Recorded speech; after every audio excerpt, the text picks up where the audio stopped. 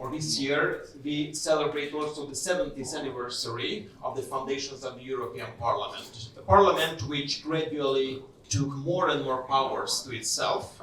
And I would like to ask Patricia first to share her views about this evolution of the European Parliament and to try to answer the very difficult question, where is the European Union now? Where is the European integration now? Patricia. Is this working? Yes, it is. Well, thank you so much for inviting me. I was very lucky.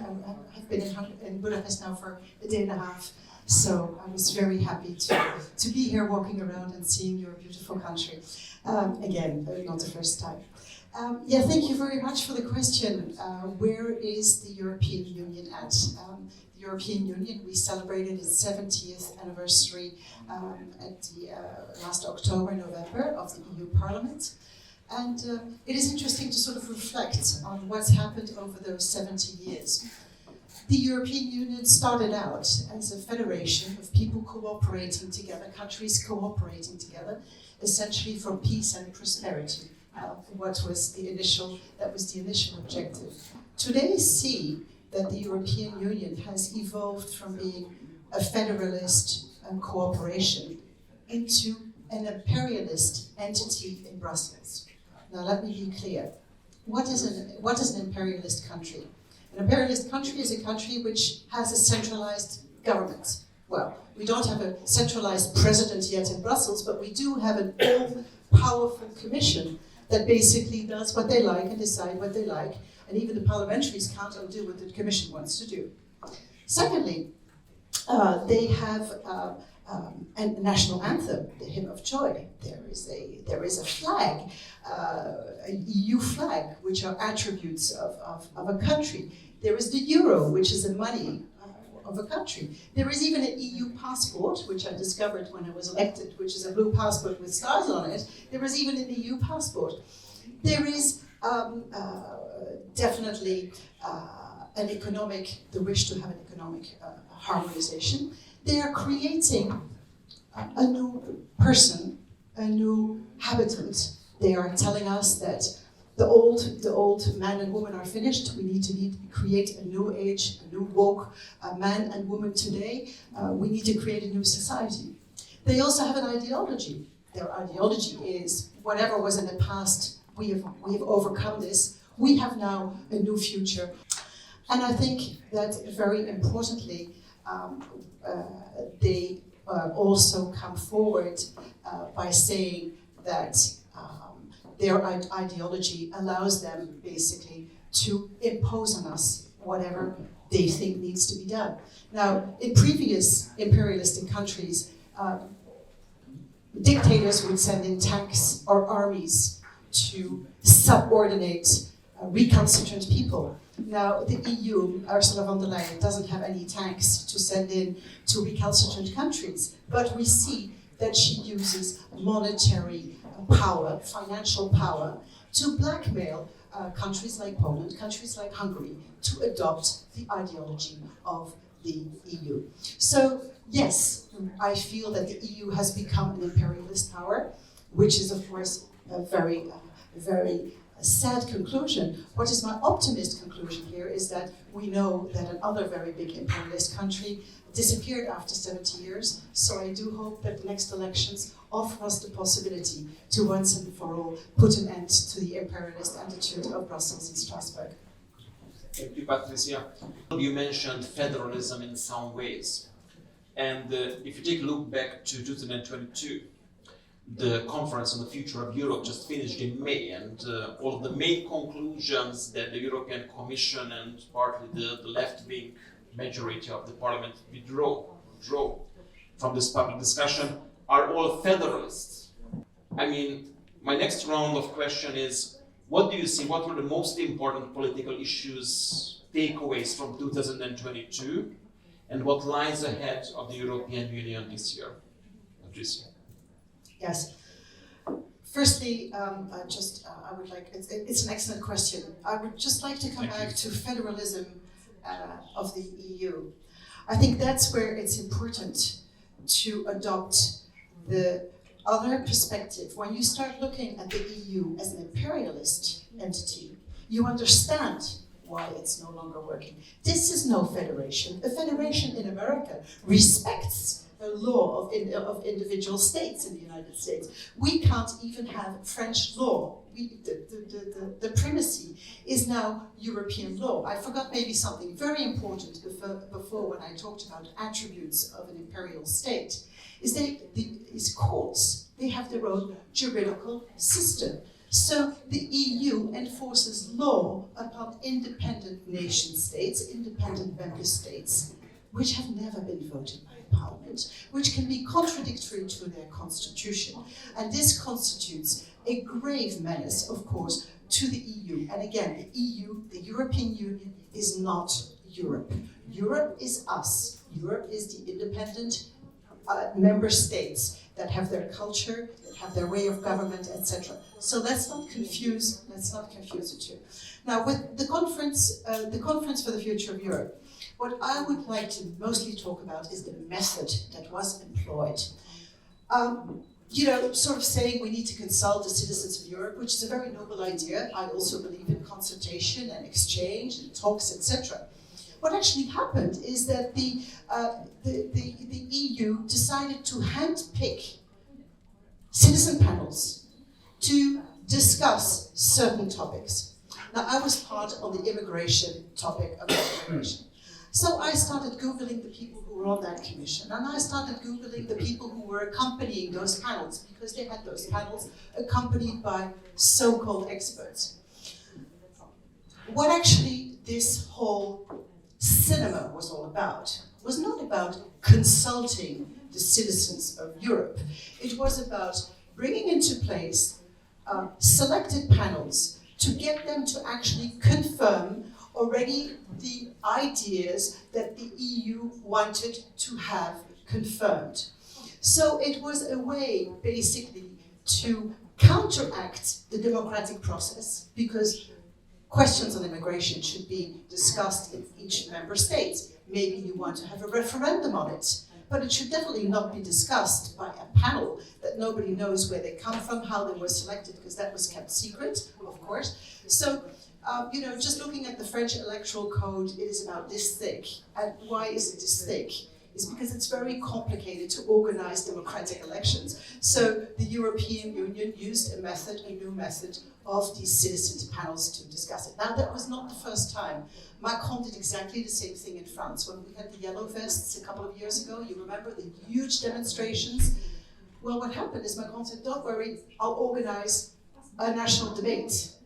Well, the national debate really never led to anything, because what our citizens need to understand is that the only moment that they hold power in their hands is when they are going into the polling booths, when they are voting, when they elect their legitimate representatives, who are their parliamentarians in the national parliaments and in the EU parliaments. It's countering the democratic process that the European Union employed to get their things validated. It was a disrespect for us parliamentarians in Brussels, because we didn't get to decide, and we are the legitimate elected representatives of the European people.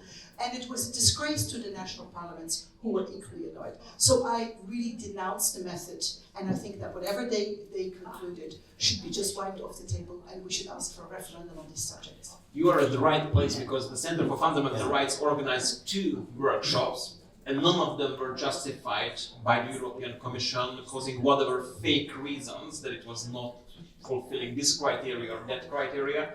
So the channels, the conservative voices, haven't been channeled into the table. And let's start with the power of the big tech companies. Twitter, Facebook, they are limiting the voices of conservatives, the voices of politicians and ordinary people having conservative views. We have seen the exclusion of Donald Trump from Twitter many years ago. How do you see, what can the European Union do against it? Because I see it on one side as a democracy problem. The free speech is limited, but also a sovereignty problem. Europe as such, and member states of the European Union, cannot do what they want, because there are more global powers, be it political or technological companies, which are limiting their will to act on their own. What can the European Union do with the big tech companies? How do you see on a daily basis the impact of these big tech companies on your work or on the public discourse in Brussels? Patricia? Yeah, I think first we need to make a statement and draw a conclusion that European Union has completely missed the digital transformation in the EU. One of the main problems, where probably the European Union could have been very useful in digital transformation, they totally missed it. And we have now American companies who house our data, who house our database, and with, for example, extraterritorial American law, basically, American companies have got access to all the medical data of all the French people, because American companies control the data center. There is, of course, also the Chinese now coming, but in Europe, they are starting to try to remedy this, but still we lag hugely behind the big American companies who actually keep our data and have access to all European data. There is another problem. It is the micro processors in our telephones, in your TV, in your GPS in your car.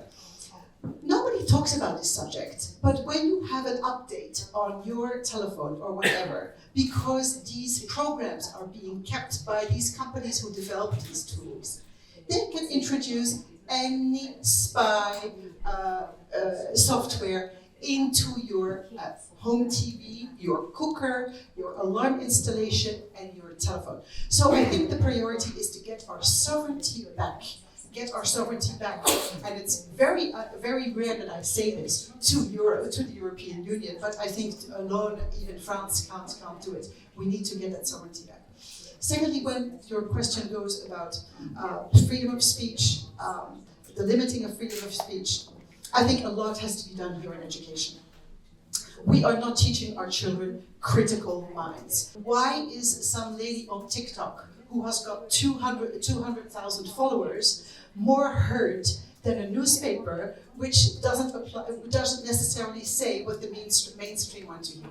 So I think we've got a big problem there that we'll have to start with education, of teaching our young people again to have a critical mind and to demand multimedia, to demand a variety of media, to give them a variety of information. Yes, Patricia, two questions. First, what can conservative sovereignist political forces do to regain the initiative to reconquer these social and economic structures?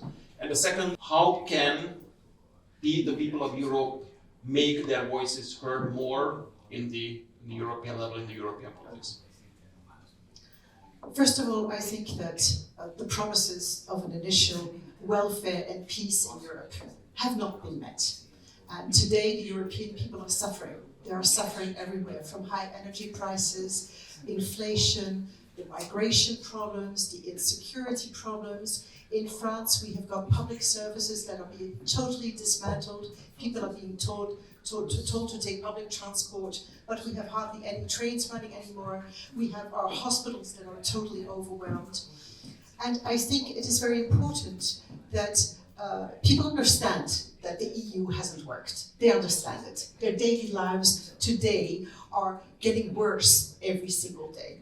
I think what is most important is that we come up with a project that will enable to mobilize them to say, no, this is not fatality what's happening here. It is not the COVID crisis that puts you here. It is not the war in Ukraine that's put you here. What is at the center of the problem is 70 years of detrimental policies that have served big capital, that has served a globalist view, but that has not served the people of Europe. Now, I am here to defend, first of all, the people of France who elected me and who elected a landslide victory for Marine Le Pen this year. 89 members in parliament, our highest score in history. That says it all. So I think what our job is here, and yes, I am so happy that we are sitting together, ID, Independent, ECR, and I hope tomorrow many more people. We need to come up with a project that makes people enthusiastic again, makes it possible for them to believe in the future, and that another future for Europe is possible. It is a conservative view, but with a modern interpretation. I think it's very important that we are able to project them into a different future. We also need to make it very clear that nation states, member states, are sovereign states. Their votes count. When you look at the figures in France, we have seen a tremendous drop in participation rates in elections, okay? And it goes all through Europe. Participation is dropping from election to election in France. Now, why is this? Because people go and vote and nobody listens to them. They vote for the Rassemblement National and nothing changes. And they go to the votes for the European elections and they just carry on. So I think it's important to tell them that we will bring back true democracy, where the votes of the people count, and where it's not commissions or NGOs or whoever deciding it. It is the parliamentaries that they elect, it is the MEPs that they elect to the EU Parliament that make the decisions on EU level, and it's the sovereign national parliaments whose laws have a primacy over any other law. I believe in a future of Europe with an opt-in and an opt-out possibility, so that if anything is against the interest of a nation state should be able to say, hey, we respect you, but this is not to the interest of my people, so we can't really get along with that. We still like each other, we still talk to each other, and we have other projects together, but this project is not good for us. I think that would create a Europe with enthusiasm, will project the people of Europe into the future, and there is no fatality to the EU dictatorship that we are living under today. Thank you. Is corruption a new phenomenon in Brussels? It's a very good question, but I think we all suspect the answer. The whole institution was shaken when it all came out on the 9th of September that presumably it is Qatari money that's been shifting through and paying politicians and paying NGOs, paying old ex-politicians and lobbyists. Now, it's not surprising to us. I mean, we all know that the parliament is filled with lobbyists. They're everywhere. They've got their key cards and everything. I find it particularly worrying that it is presumably Qatari money that's at the root of the corruption. And I think we should also realize the impact it has on previous decisions that have been made with regards to tolerance for radical Islam. You have seen the posters with young women wearing headscarves and saying, oh, hijab is my freedom. Oh, yes, sure. So we might now understand a little bit better shortly why these publicity campaigns were made. But I want to go much further.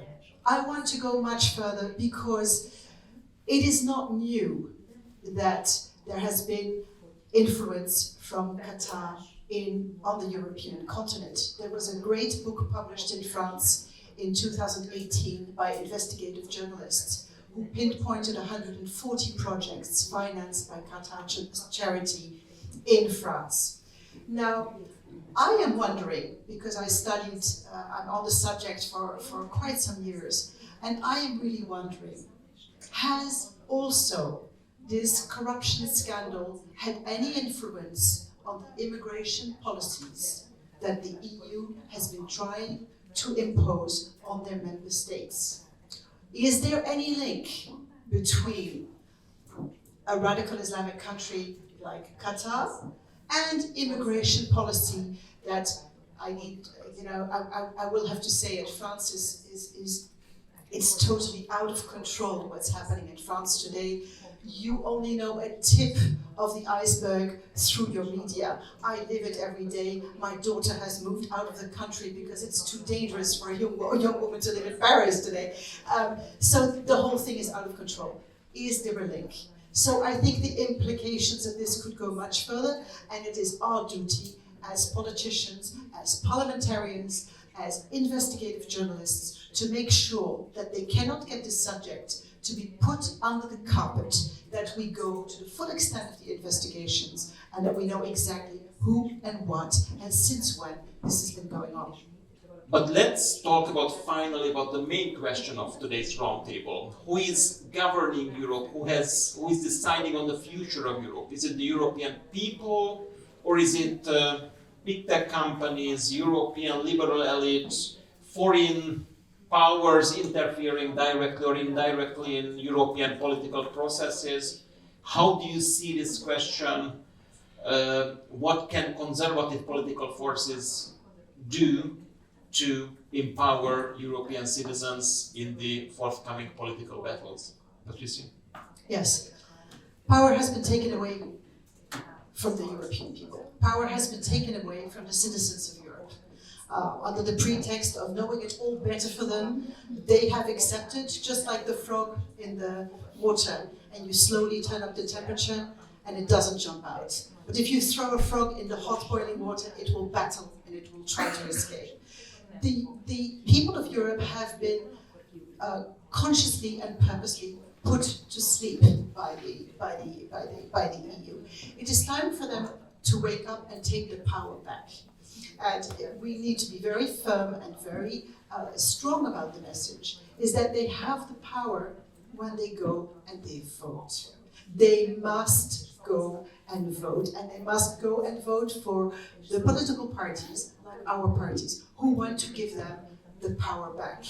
They will hold the power, and who will get back the power for the member states in Europe, who will no longer accept that the power has been taken away from the sovereign parliaments, from the sovereign nation states, from the MEPs in Brussels. The power has been taken away to an elite caste, to an oligarchy in Brussels, who now runs the show. It is time to say stop. We have seen very encouraging signals, as we talked about tonight, the elections in France being one of the very big encouraging signals. Well, let's go ahead with the elections in Spain. Let's go ahead with the elections coming up in Holland, which are very important. Do not forget, they have regional elections in March, but will then elect the Senate. So I think, yes, together, we all can change Europe from within and keep our promise to our electorate. We will give the power back to the people of Europe. Thank you. Yes, a final remark about France. I think a lot of French people are looking with a lot of admiration towards countries like Hungary and Poland. And you are the living proof that you are trying to make the EU work and also electing a president who fights for this. I think it is very important that tomorrow we are all around the table, because Europe needs all of us. Europe needs all people who want to make Europe work. Thank you very much.